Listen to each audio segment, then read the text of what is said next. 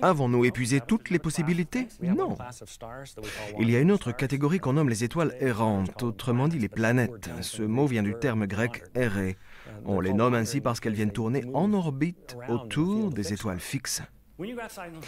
Quand vous sortez et levez les yeux la nuit, vous voyez une immense voûte d'étoiles. Nous la représentons comme une sphère autour de la Terre.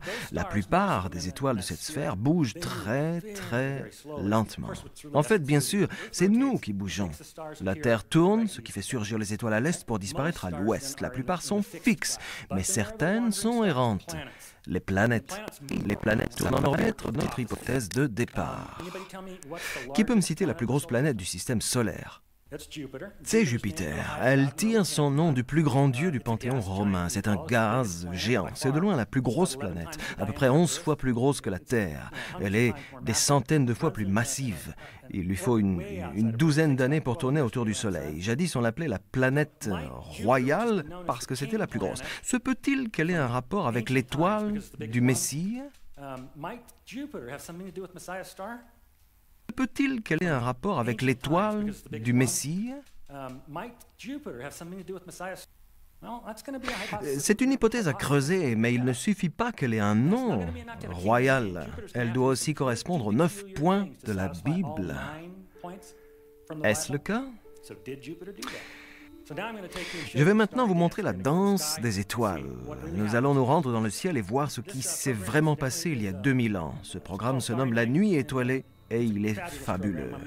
Je vais vous en donner un bref aperçu ici pour vous montrer quelque chose de spectaculaire. Si vous vous intéressez à l'astronomie, c'est extraordinaire. Et les astronomes du monde entier s'en servent. C'est extrêmement précis. Ça comprend les 3 lois des mouvements planétaires de Kepler, ainsi que les précisions supplémentaires apportées par Newton dans sa théorie des perturbations. Tout ça est compris dans le logiciel. Alors, sur cet écran, je ne vais pas vous montrer une approximation de ce qui s'est passé jadis, mais une reproduction exacte des positions des planètes. Je crois, c'est sans doute de là que venaient les mages de l'école orientale.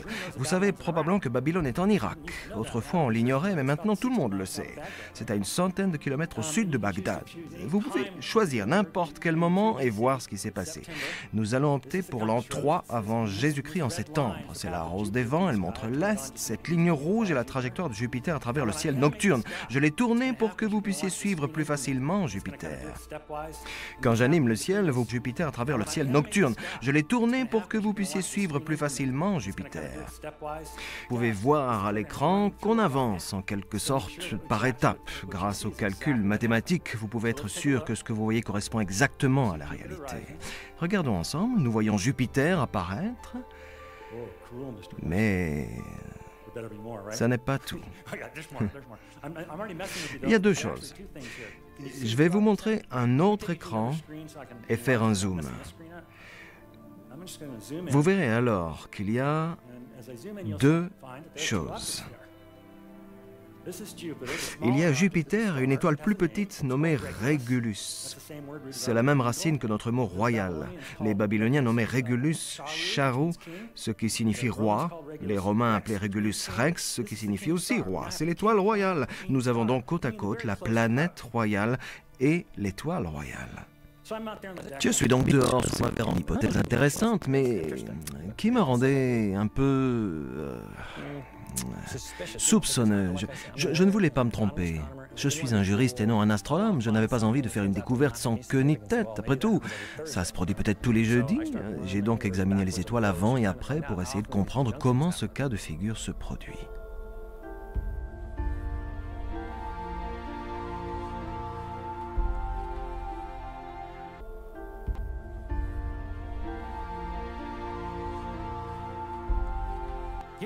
Faisons quelques hypothèses pour mettre ça dans son contexte.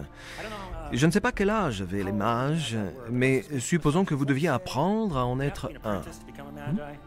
Vous avez sans doute une vingtaine d'années, et il vous en reste 50 pour observer le ciel avant que votre vision se dégrade. Disons qu'ils avaient 50 ans de carrière. Supposons qu'ils étaient à mi-parcours, c'est juste une hypothèse. Dans ce cas, si le temps était clair et qu'ils observaient le ciel, ils avaient dû voir ce genre de phénomène 2 ou 3 fois avant. C'était donc rare et intéressant. Ils en auraient pris note, comme à leur habitude, mais ça ne les aurait pas poussés à aller à Jérusalem. Mais bien sûr, ce n'est pas tout. Je vous ai déjà dit que les étoiles errantes tournent autour des étoiles fixes, mais elles ne le font pas régulièrement. Vous savez, les planètes sont irrégulières. Je vais vous montrer ce qu'elles font. D'un moment, elle ralentit, fait un looping, puis elle reprend sa course, puis elle refait un looping. Que se passe-t-il? C'est bizarre, non? Fait-elle vraiment ce genre de looping? On le dirait, mais bien sûr, c'est une illusion d'optique. C'est ce que les astronomes appellent le mouvement rétrograde. C'est dû au fait que nous observons ça depuis un endroit en mouvement. Comme quand vous êtes au volant et que vous dépassez un véhicule sur la route, on dirait qu'il reste en arrière. En fait, c'est une illusion avancée depuis un endroit en mouvement. Comme quand vous êtes au volant et que vous dépassez un véhicule sur la route, on dirait qu'il reste en arrière. Vous le voyez juste depuis un endroit en mouvement. C'est ce qui se produit lorsque nous observons quelque chose depuis la Terre. Quand elle tourne autour d'une autre planète dans son orbite, cette planète peut sembler se comporter bizarrement, bouger en avant, en arrière, rétrograder. Jupiter fait ça, bien sûr. Jupiter fait ça très discrètement. Jupiter avance, puis décrit un tout petit cercle, un peu comme ça, comme un halo. Jupiter a-t-elle fait ça à un moment crucial? Il semble que oui. Regardez, je vais animer Jupiter et lui faire une queue pour que vous puissiez l'observer. Jupiter a dépassé Régulus, a changé d'avis, s'est arrêté, a rapproché de Régulus, l'a de nouveau dépassé, a rechangé d'avis et s'est rapproché d'elle une troisième fois. Triple conjonction, ce qui est très rare. Et vous voyez, je vois le roi. Certains diront, eh bien, roi, ça veut dire un nouveau roi ou une naissance, je n'en sais rien, je ne peux pas en déduire grand-chose d'autre, mais je vois le roi ici. Il manque beaucoup d'autres éléments, je ne vois pas la nation juive nulle part, il y a donc plus, évidemment. Je voudrais vous poser une question. De laquelle des 12 tribus juives le Messie est-il issu? Qui le sait? Oui? Oui, de Juda. De laquelle des 12 tribus juives le Messie est-il issu? Qui le sait? Oui? De Judas. Quel animal symbolise Judas? Exactement, un lion. Ok, lisons la prédiction du Messie à venir dans le premier livre de la Bible, Genèse 49. On lit, Judas est un jeune lion. Tu reviens du carnage, mon fils. Il plie le genou, il se couche comme un lion, comme une lionne. Qui le fera se lever? Le sceptre ne s'éloignera pas de Judas, ni le bâton souverain d'entre ses pieds jusqu'à ce que ne vienne le Shiloh et que les peuples lui obéissent. Je vais me baser sur ce texte. Savez-vous ce que c'est un sceptre? Ce que les rois tiennent pour montrer qui ils sont. Souvenez-vous de ce sceptre car nous en reparlerons. Il s'agit donc d'une prédiction du Messie qui vient tenir son rôle du roi des rois. Cette association avec le lion de Juda nous aide. Revenons au ciel.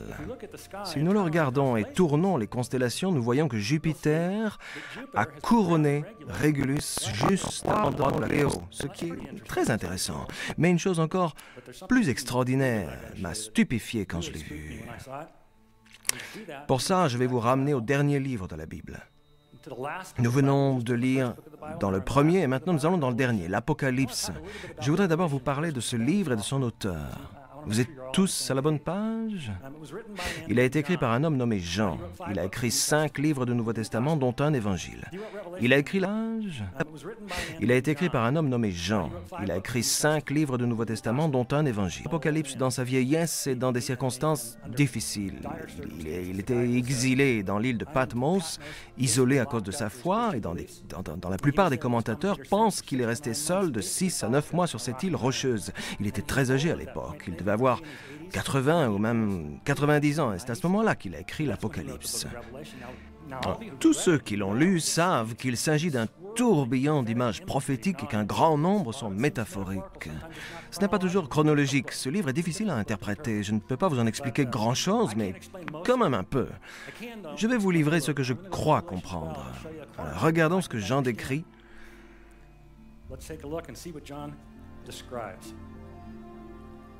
Ok, Apocalypse 12. Un grand signe apparut dans le ciel. C'était une femme enveloppée du soleil. La lune sous les pieds, travaille dans les couleurs de l'accouchement. Un autre signe apparut dans le ciel. C'était un grand dragon rouge feu qui avait 7 têtes et 10 cornes et sur ses têtes 7 diadèmes. Sa queue entraîna le tiers des étoiles du ciel et les jeta sur la terre. Le dragon se plaça devant la femme qui allait accoucher afin de dévorer son enfant dès qu'il serait né. Elle mit au monde un fils, un enfant mâle qui doit diriger toutes les nations avec un sceptre de fer. Et encore ce sceptre. Et qui est l'enfant ? Qui doit diriger toutes les nations avec un sceptre de fer. Et encore ce sceptre. Et qui est l'enfant ? C'est Jésus dans son rôle de roi des rois. Vous l'avez vu dans la Genèse, et il apparaît ici avec le sceptre. Si l'enfant est Jésus, la femme est Marie. En termes métaphoriques, qui est le dragon qui attendait au pied de la femme pour dévorer l'enfant ? Hérode. Partout ailleurs dans l'Apocalypse, Jean nous dit que le dragon est Satan, mais nous savons qu'en termes humains, c'était Hérode. Nous comprendrons donc qu'il parlait de la naissance de Jésus, mais qu'il la voit dans les cieux. Ce que je veux vous montrer maintenant m'a donné la chair de poule, car lorsque nous représentons le ciel, Jupiter est suivi de Virgo, la Vierge.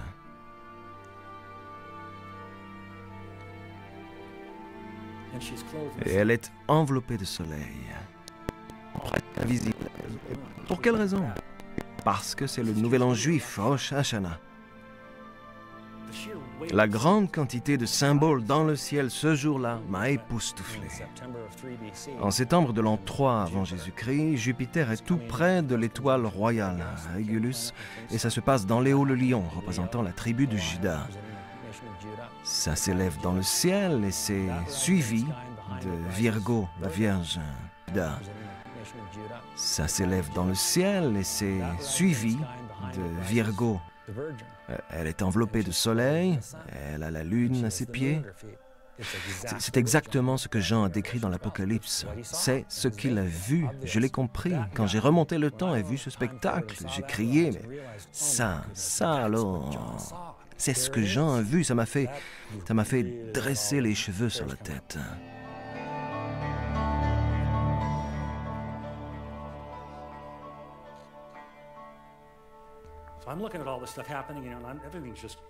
Tout ça me bouleverse. Je pense, c'est peut-être la naissance de Jésus. Puis je me dis, attends un peu, ce n'est pas sûr, car les Juifs et de nombreux chrétiens croient que la vie commence à la conception. J'ai donc pensé qu'il s'agissait peut-être de la conception de Jésus ou de l'Annonciation, quand Gabriel apparaît à Marie et qu'elle dit « Que ta parole s'accomplisse pour moi ». Nous nous plaçons toujours à Babylone parce que je ne pense pas qu'ils étaient partis à ce moment-là. Nous sommes en l'an 2, en juin, 9 mois plus tard.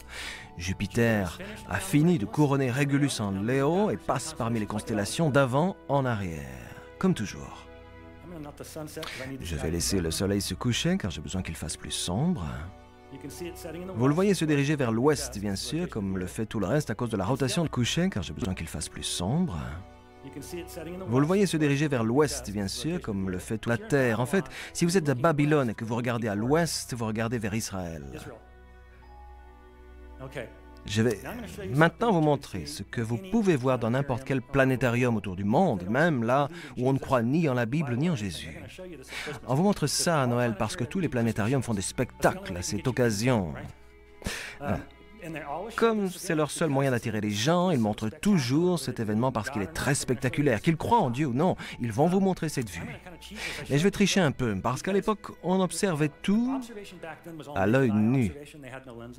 On n'avait pas de lentilles. Je vais donc tricher en faisant un zoom pour vous montrer le secret de ce qui s'est passé ici. Autrefois, ce n'était pas possible, mais aujourd'hui, je peux agrandir l'image pour vous montrer deux planètes séparées. La Jupiter roi et la planète Vénus mère sont donc toutes proches l'un de l'autre. C'est révélateur, non? En fait, on peut regarder de plus près. Avançons un peu dans le temps. Regardez, elles semblent former le chiffre 8. Elles n'ont donc pas bloqué leur lumière mutuelle, mais elles se sont ajoutées l'une à l'autre. Vous avez là deux étoiles l'une au-dessus de l'autre trop proches pour être dissociées à l'œil nu, si bien que pour un observateur, ajoutées l'une à l'autre. Vous avez là deux étoiles l'une au-dessus de l'autre trop proches pour être dissociées à l'œil nu.